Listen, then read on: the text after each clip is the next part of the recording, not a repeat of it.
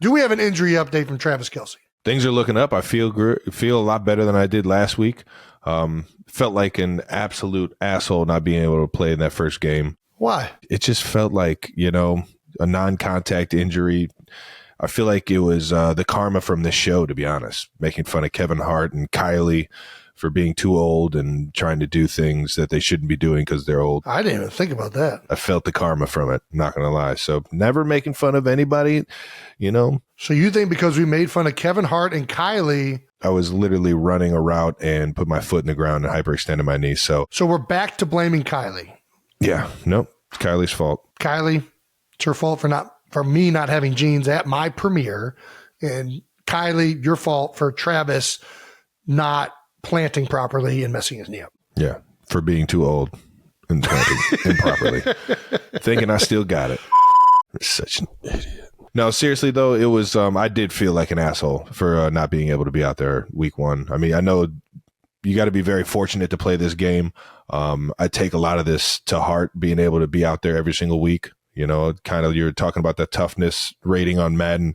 I love to put that on my shoulders, on my resume, that I make myself available every single week. And the last practice going into the first game, I got a little lazy on some of my movement, and sure enough, offed myself and couldn't play in the first game. Did you do the wall drills? No, I didn't. I should have done the wall drills. I would have fucking. It would have got your glutes activated. It would have got the entire posterior. Can't forget the wall drills. Not fun dealing with an injury, especially that late in the week, because then you, for 72 hours straight, are just worried about one single thing.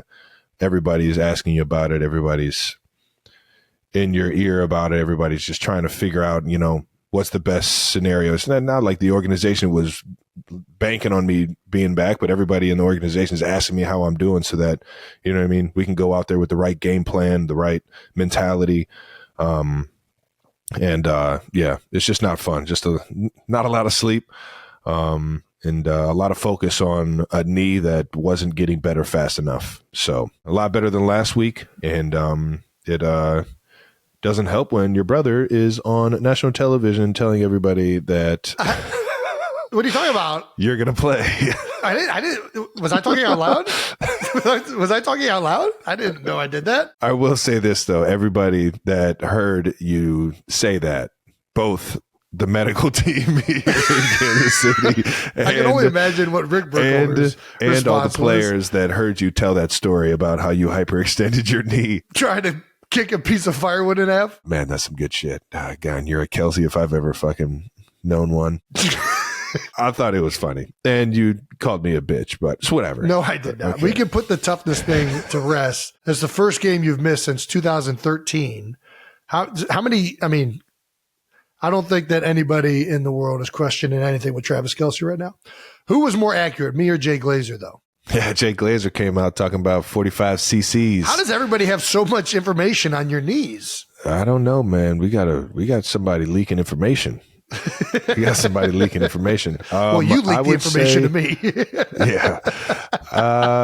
Jay Glazer's information was oddly very on point, which was interesting because we usually got to know, you don't talk about injuries or leak information about injuries, but he was saying medical terms that I was like, I only heard that from the doctor. How did this information get out? Which I'm not really upset about because it was all pretty much true. And I did run yesterday, and it feels like I might be able to play this week. We'll see how practice goes, man. Well, do we want to talk about the process of deciding to play or not, or you want to get into that or no? Man, it's a depressing process if you don't play. I'll tell you what. So man. you hyperextended your knee Tuesday, and Tuesday, you guys played Thursday. So 2 days before the game, you immediately, go through everything to make sure that there's nothing, season ending through the MRIs and the X-rays and stuff like that. And you just get diagnosed. And then on top of that, it immediately started swelling. And that's the one thing with the knees or any joint that you have. If you start swelling, muscles are starting to turn off. It's like the body's reaction and like kind of like safety mechanism. It just shuts off muscles. And so you're going through, the process of trying to communicate with the team as much as possible on where your knee is. Obviously being optimistic, or is that the right word? Yeah. Yeah. Being optimistic about playing on Thursday. I was giving them as much information as I possibly could. It comes to a point where, you want to be out there, but are you going to be the best player you can for the team? And is it the best option for the team for you to be out there? We got a bunch of great tight ends. I think Noah Gray did a great freaking job. I think Blake Bell did a great job. Shout out to Blake getting in the end zone. All right, the Belldozer. So I knew that and on top of that, we had Matt Bushman come up from the practice squad and fill in for the third tight end role. God damn, that is a tight end name if I've ever heard one. Matty Bushman, Storm Mormon, baby. BYU product right there.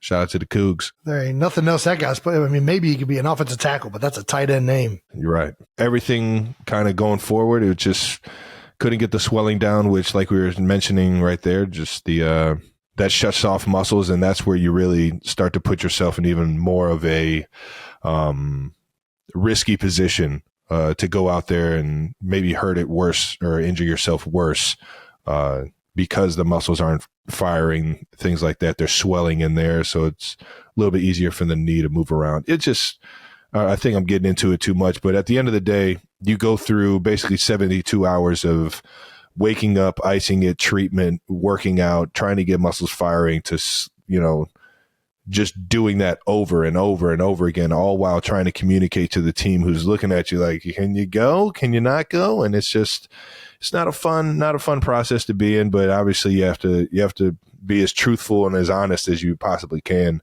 And when it came down to me not being able to go, that wasn't an easy conversation to have with Coach Reed or Rick Burkholder or my guy David Glover in the facility, trying to do everything he can to get me back out there.